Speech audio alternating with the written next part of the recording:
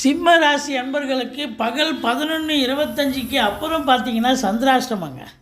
கொஞ்சம் எச்சரிக்கையாக இருங்க.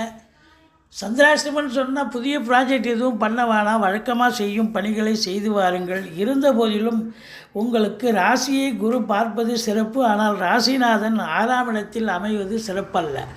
தேக ஆரோக்கியத்தில் அக்கறை தேவை. மறைமுக எதிரிகளால் பிரச்சனைகள் இருக்கும். குடும்பத்தில் பார்த்து பேசுங்க. நட்பு வட்டாரம், சொந்த பந்தம் எல்லா இடங்களிலும் நீங்கள் பார்த்து தாங்க பேசணும்.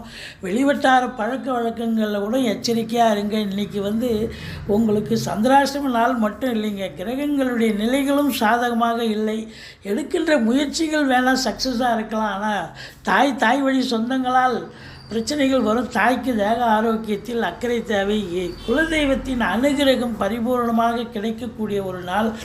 கணவன் மனைவி கொஞ்சம் விட்டு கொடுத்து போங்க, அரவணைச்சு போங்க. மற்றபடி வெளிவட்டார